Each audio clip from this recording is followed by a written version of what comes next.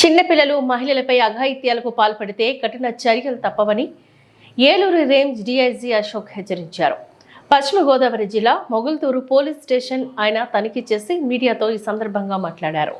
Range పరిధిలో పాడైపోయిన CC కెమెరాలు అన్నింటినీ త్వరలో అందుబాటులోకి తెస్తామని, అవసరమైన చోట కొత్త కెమెరాలను ఏర్పాట్లు చేస్తామని చెప్పారు.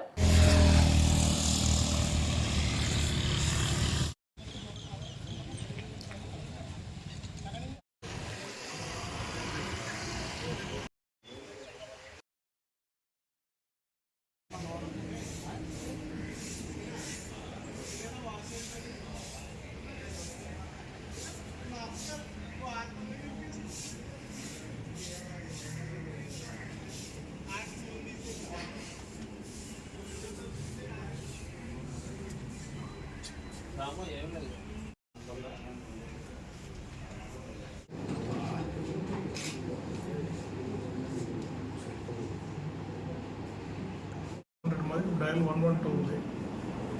దానికి ఏదైనా కాల్స్ వస్తే వెంటనే రెస్పాండ్ అయ్యి వాళ్ళ టీమ్స్ వెళ్ళి అక్కడ మహిళల మీద నేరాలు జరిగితే వెంటనే రెస్పాండ్ కావడం, సపరేట్గా వెహికల్స్ అది కూడా అరేంజ్ చేశాము. వెస్ట్ గోదావరి జిల్లాలో కూడా ఒక 2 రోజుల్లో అది కూడా ఎస్పీ గారు ప్రారంభిస్తారు. సో ఈ విధంగా మహిళల రక్షణకి మేము ప్రత్యేక చర్యలు ఏర్పాటు చేస్తున్నామండి. అయితే ఈ మధ్య జరిగిన ఈ జిల్లాలో జరిగిన కొన్ని సెన్సేషనల్ నేరాల్లో కూడా పాలకొల్లో కానీ ఇంకా కొన్ని మహిళల మీద జరిగిన నేరాలని కూడా ఇన్వెస్టిగేషన్ త్వరగా కంప్లీట్ చేసి వాటిని ఛార్జ్ షీట్ కూడా వేయడం జరిగింది. త్వరలో వాటికి ట్రయల్ కూడా త్వరగా కంప్లీట్ చేసేట్టుగా మేము ప్రయత్నాలు చేస్తున్నాం. అంత గంజాయి అక్రమ సాగు, తర్వాత గంజాయి అక్రమ రవాణా గురించి కూడా ప్రత్యేక చర్యలు మేము రేంజ్ పరిధిలో కానీ వెస్ట్ గోదావరి జిల్లాలో కానీ చేస్తున్నాము. ఎవరైతే లోకల్గా వీళ్ళు గంజాయి సరఫరా చేస్తారు, గంజాయి అమ్మాయిల మీద ప్రత్యేకంగా నిఘా ఏర్పాటు చేశాము. ఈ మధ్య కూడా Orissa police, Vizag range police, మేము ఏలూరు రేంజ్ అంతా కలిసి ఒక వీడియో కాన్ఫరెన్స్ ద్వారా ఒక సమన్వయం చేసుకున్నాము. ఎలా జరుగుతోంది ఈ గంజాయి వర్క్ అని చెప్పేసి. కొంతమంది ఒరిస్సా కేసుల్లో ఒరిస్సా రాష్ట్రానికి సంబంధించిన నేరస్తులు కూడా మన సైడ్ వచ్చి పట్టుబడ్డారు. గంజాయి ట్రాన్స్పోర్ట్ చేస్తూ సప్లై చేస్తూ పట్టుబడ్డారు. ఆ నేరస్తుల వివరాలు కూడా వాళ్ళకి ఒరిస్సా పోలీస్కి ఇవ్వడం జరిగింది. అంతేకాకుండా వైజాగ్ రేంజ్లో కూడా కొంతమంది నేరస్తులు, అల్లూరు సీతారామరాజు డిస్ట్రిక్ట్ సంబంధించిన వాళ్ళు కొంతమంది వ్యక్తులు ఇక్కడ గంజాయి సరఫరా చేస్తూ పట్టుబడి అబ్స్కాండింగ్ ఉన్నారు. సో వాళ్ళ లిస్ట్ కూడా అక్కడ ఎస్పీ గారికి, అక్కడ డిఐజీ గారికి అందజేయడం జరిగింది. ఈ విధంగా రేంజ్ అంటే ఒరిస్సా రాష్ట్రంతో తర్వాత వైజాగ్ రేంజ్ పక్క రేంజ్లతో కూడా మనం సమన్వయం చేసుకొని ఈ ట్రాన్స్పోర్టేషను, ఈ సరఫరా, అమ్మడం అనేది పూర్తిగా కంట్రోల్ చేయడానికి ట్రై చేస్తాం. ఓకే, ఇప్పుడు ఇది ఎవరు కూడా యువత కానీ ఎవరు కానీ ఇటువంటి బెట్టింగ్ యాప్స్, తర్వాత ఈ సైబర్ క్రైమ్స్ గురించి అవేర్నెస్ ఉండాలి. వాళ్ళ తల్లిదండ్రులు కూడా పిల్లల మీద నిఘా పెట్టాలి. ఇటువంటి బెట్టింగ్ యాప్స్ని చేసి వాళ్ళు ఎలా చేస్తారు, ఏంటి, డబ్బు ఎలా ఖర్చు పెడుతున్నారు, ఏంటి, వారి బిహేవియర్లో ఏదైనా చేంజెస్ ఉంటే, పిల్లల బిహేవియర్లో చేంజ్ ఉంటే వెంటనే వారు పోలీస్ దృష్టికి తీసుకోవాలి, లేకపోతే వాళ్ళ టీచర్స్ దృష్టికి, వాళ్ళ దృష్టికి తీసుకెళ్ళాలి.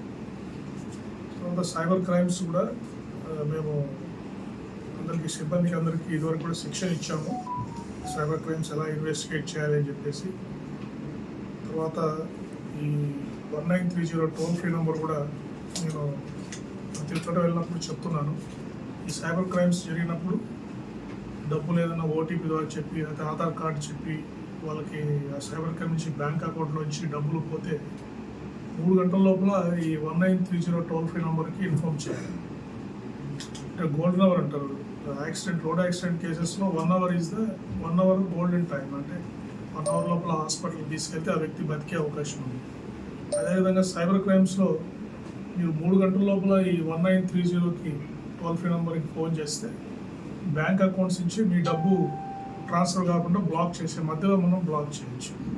బ్లాక్ చేసి మళ్ళీ కోర్టు ద్వారా వారికి ఆ డబ్బు, ఎవరైతే డబ్బు పోగొట్టున్నారో వారి డబ్బు తిరిగి ఇచ్చే వెసులుబాటు ఉంది. కాబట్టి ప్రజలందరూ కూడా ఈ 1930 టోల్ ఫ్రీ నెంబర్ని ఈ సైబర్ క్రైమ్స్లో ఎవరైనా డబ్బు పోగొట్టుకుంటే వెంటనే ఇన్ఫార్మ్ చేస్తుందని నేను కోరుతున్నాను. ఇదివరకు కూడా చెప్పాను నేను, ఇప్పుడు గవర్నమెంట్ ఒక ప్రత్యేక డ్రైవ్ చేస్తూ ఉంది సీసీ కెమెరాస్, అడ్వాన్స్ కెమెరాస్ అన్ని ఎస్పీస్ రిక్వైర్మెంట్ ఇచ్చారు. ఇప్పుడు ఫేజ్ వైజ్ ఇంప్లిమెంట్ చేస్తామని చెప్పారు సీసీ కెమెరాస్. సో అన్ని ప్రాంతాల్లో కూడా సీసీ కెమెరాస్ పెడతారు. Advance technology facial recognition cameras కూడా వస్తాయి.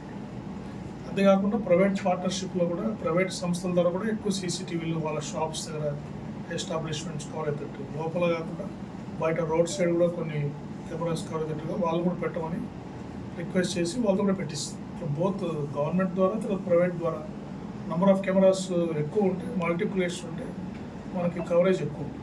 ఆ ప్రయత్నాలు మేము ఇప్పుడు చేస్తామండి, కంటిన్యూ చేస్తాం.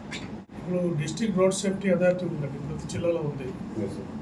అది మనకి సుప్రీంకోర్టు మానిటరింగ్ కమిటీ గైడ్లైన్స్ ప్రకారం కూడా ప్రతి నెల వాళ్ళు మీట్ కావాలి. మీట్ అయ్యి ఈ దానికి ఆర్టీఓ గారు, డిస్ట్రిక్ట్ ట్రాన్స్పోర్ట్ కమిషనర్ గారు కన్వీనర్గా ఉంటారు, జిల్లా కలెక్టర్ గారు అధ్యక్షుడు, ఎస్పీ గారు దాంట్లో వైస్ ప్రెసిడెంట్ గారు ఉంటారు. సో ఈ కమిటీ ప్రతి నెల ఈ యాక్సిడెంట్స్ రివ్యూ చేయాలి.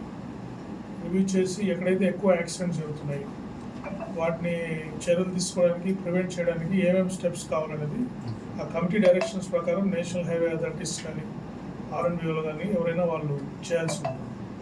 సో అటువంటి ఒకవేళ రోడ్ సేఫ్టీ కమిటీలో రెగ్యులర్గా మీటింగ్స్ జరుగుతుంటాయి కాబట్టి ఇప్పటి నుంచి అంతా స్ట్రీమ్లైన్ అయిపోయింది కాబట్టి రెగ్యులర్గా రోడ్ సేఫ్టీ కమిటీ దృష్టికి తీసుకొచ్చి యాక్సిడెంట్ జరుగుతున్న ప్రదేశాలని వాటిని రెక్టిఫై చేయడానికి ట్రై చేస్తాం. మీన్ వైల్ ఈ ఆటోమేటిక్ రెడ్ లైట్ విజిలరీ సిస్టమ్ కూడా వస్తుంది. అంటే రెడ్ లైట్ జంప్ చేసిపోతే కూడా ఫైన్ వేస్తాం.